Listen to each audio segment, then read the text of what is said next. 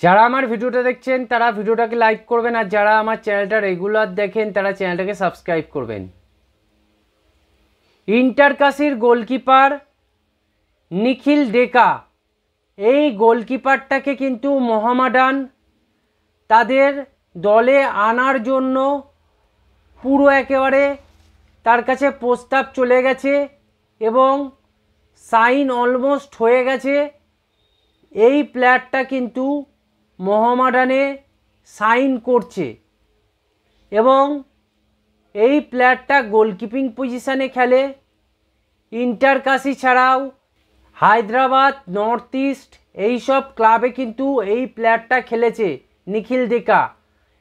তাই বোঝা যাচ্ছে যে এই প্লেয়ারটা একদম ইয়াং প্লেয়ার, 21 বছর বয়স। এই প্লেয়ারটা বিভিন্ন ক্লাবে খেলার জন্য এই প্লেয়ারটা কিন্তু একটা তার গেমের মধ্যেই আছে এবং সে কিনা বিভিন্ন বড় বড় ক্লাবের সঙ্গে প্র্যাকটিসের মধ্যেই আছে এবং মোহামেডান চাইছে যে এই প্লেয়ারটাকে তাদের দলে এনে একখানা ভালো করে একটা গোলকিপার বানানোর চেষ্টা করছে, যাতে করে এই গোলকিপারটা আগামী দিনে মোহামেডানের হয়ে খেলতে পারে। 21 বছর বয়স এমন কিছু বয়স না, তাই এই প্লেয়ারটাকে বানাতে যে টাইমটা লাগবে 2-3 বছর, সেটা কিন্তু খুব একটা বড় ব্যাপার নয় এবং ইনস্ট্যান্টের জন্যও কিন্তু এর অনেকটা প্রিপেয়ার নিজেকেই তৈরি করে রেখেছে। এখন দেখতে হবে যে কী শেপে আছে। যদি দেখা যায় যে নর্থ ইস্ট এবং হায়দ্রাবাদ খেলার সময় ওই প্লেয়ারটা কমপ্লিটলি ফুটবলটাকে এনজয় করেছে এবং তার যেই জায়গায় উইক পয়েন্ট আছে সেই জায়গাকে নিজেই ডেভেলপ করেছে কোচিং স্টাফের মাধ্যমে, তাহলে কিন্তু মোহামেডান এই গোলকিপারটাকে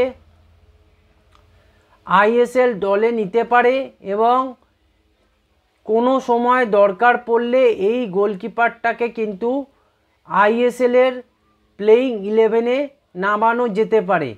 এবং বুঝতে হবে একটা প্লেয়ারকে ডেভেলপ করতে গেলে তাকে কিন্তু মাঠে নামিয়েই ডেভেলপ করতে হবে, কেননা যতক্ষণ না সেই প্লেয়ারটা গেম টাইম পাচ্ছে, যতক্ষণ না প্লেয়ারটা অনেক বেশি বড় বড় ম্যাচ খেলছে, ততক্ষণ কিন্তু সেই প্লেয়ারটার মধ্যে সেই কনফিডেন্সটা আসবে না।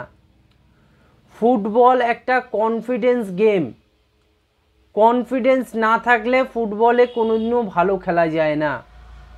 সেই জায়গায় কিন্তু মনে করতে হবে প্লেয়ারগুলোকে কিন্তু কনফিডেন্ট দিতে হবে।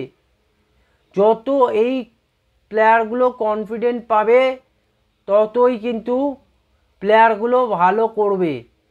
তাই আমি বলছি যে মোহামেডানের টিম খুব খারাপ হয়নি, আমি বারবার বলি, কেননা একটা জিনিস বুঝতে হবে, মোহামেডান কিন্তু আই লিগ চ্যাম্পিয়ন হয়েছে।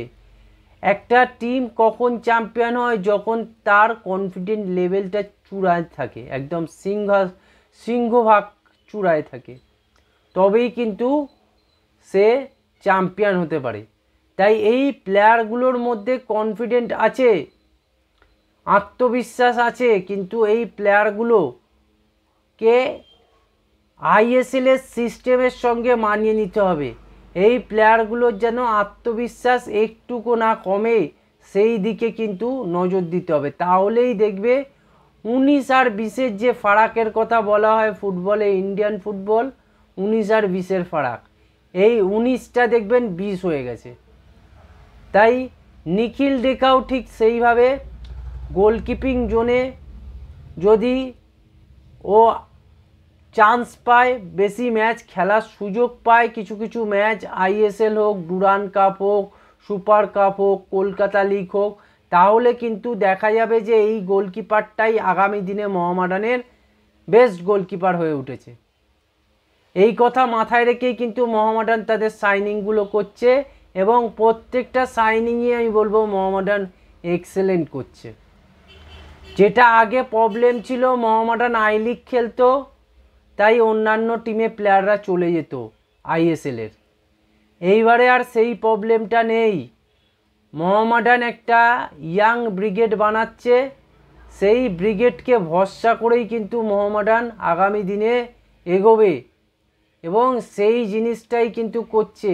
এবং আইএসএল খেলার জন্য কোনো ইয়াং প্লেয়ার কিন্তু চাইবে না যে আমি একটা অন্য টিমে গিয়ে রিজার্ভ বেঞ্চ শেয়ার করি বা টিমেই থাকলাম না, কেউ চাইবে না। তাই জন্য মোহামেডানে ইয়াং প্লেয়াররা আসতেও চাইছে এবং মোহামেডানের প্রজেক্টটা ইয়াং প্লেয়ারদের কাছে অনেক লোভনীয় লাগছে। এই ছিল আজকের ভিডিও। আপনারা চ্যানেলটাকে সাবস্ক্রাইব করুন, ভিডিওটাকে লাইক করুন, ভিডিওটাকে শেয়ার করুন।